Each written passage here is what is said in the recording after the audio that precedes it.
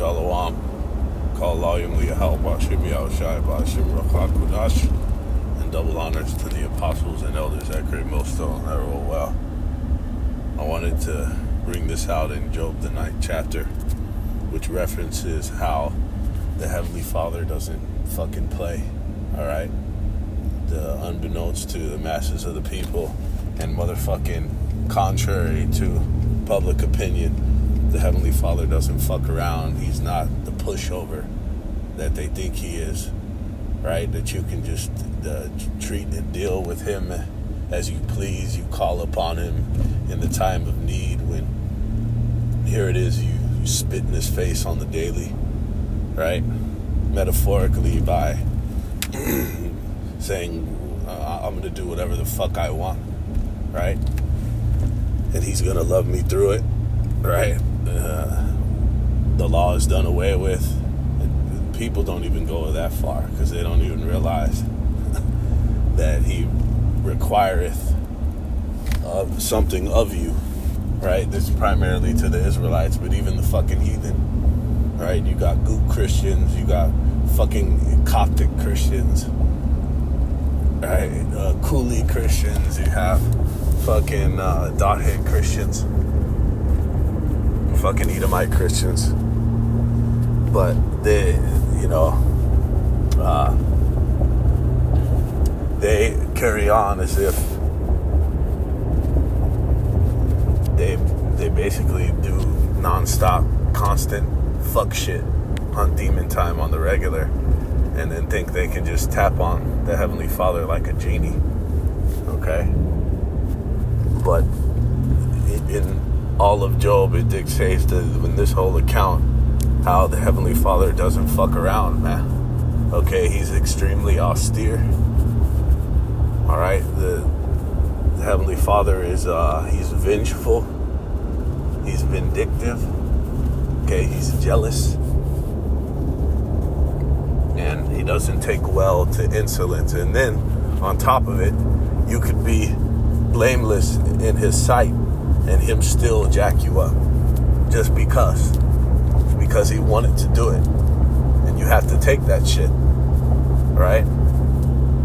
So this is in Job, the 9th chapter in the NLT, verse 33, okay? Because Job was getting jacked the fuck up, and he at first kind of had a bitch ass spirit on him, okay? Oh, woe is me when the true soldiers of Yahawah Yahushai are supposed to just take it. And like when you go into whoever broke this down this way, we're right on point.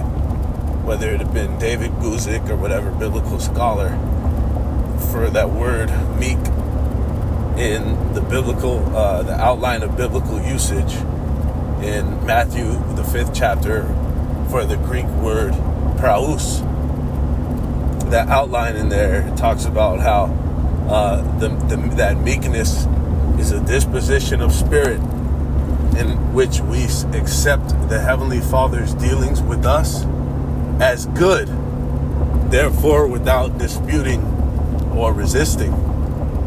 So whatever comes that comes upon us pretty much deeming it as the right thing, deeming it as good that it happened to us.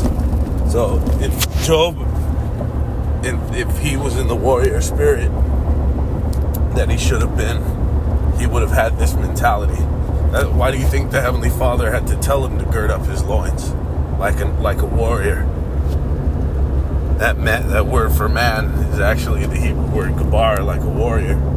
And I will demand of thee, right? And he started running down some inquiries to him, But here it says, if only there were a mediator between us, someone who could bring us together.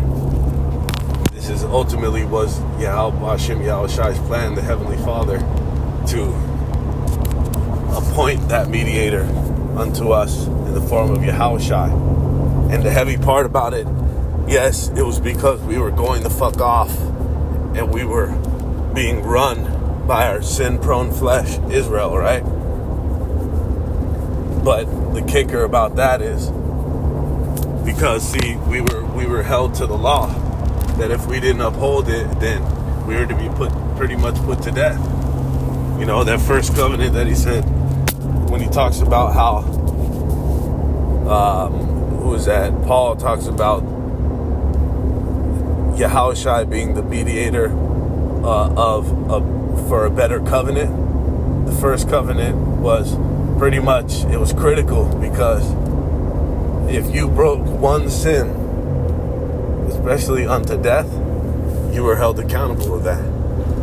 Okay? And look at what happened to our nation the whole way. We would be fucked off as a people. But the kicker about all that is that the Heavenly Father made us go off. Okay? And that's also what he was talking about, Paul, in Romans, that if the Heavenly Father pretty much programs us to do what we do, then why would he punish us for going off if he made us do it? And the answer was pretty much, don't stay in your fucking lane. All right? These aren't even questions you're supposed to ask, because because what the fuck are you going to do about it, pretty much? Right? Why does he find fault? Because he wants to. How about that? All right, so the mentality we're supposed to have is to just take whatever the Heavenly Father doles out to us, and take it like a fucking warrior, man. Okay? Take it stoically. Take it without wincing. Take it without fucking, without weaseling up. Alright? Take it without being a fucking bitch. Without complaint. Alright? It says, the mediator could make the Most High stop beating me, and I would no longer live in this terror of his punishment. Okay? So the Heavenly Father was dishing out licks to Job. Okay? But now we understand that getting fucking hell put upon you by the Heavenly Father is required to be pretty much in his inner circle. Okay? To be a part of the elect, to be a part of his elite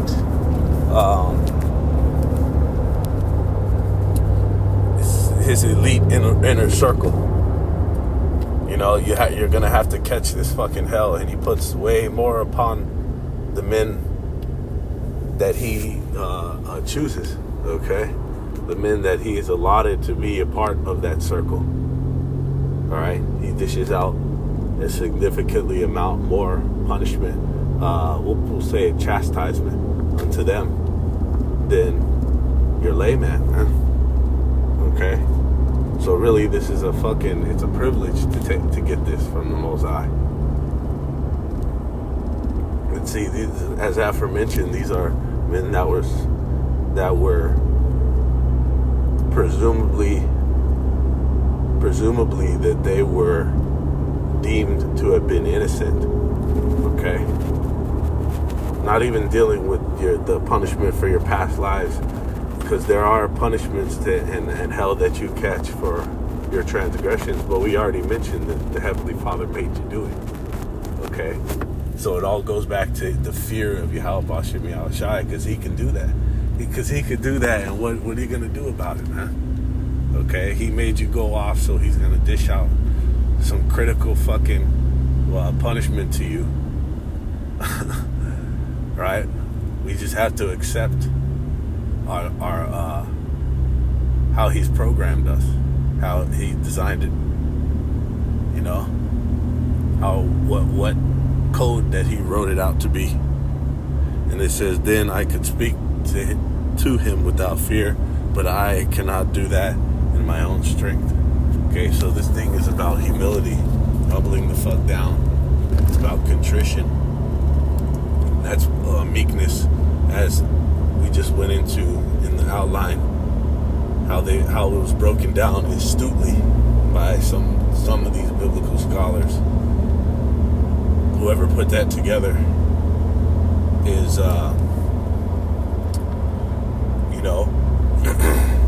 is that embodies contrition, that breakdown. Okay?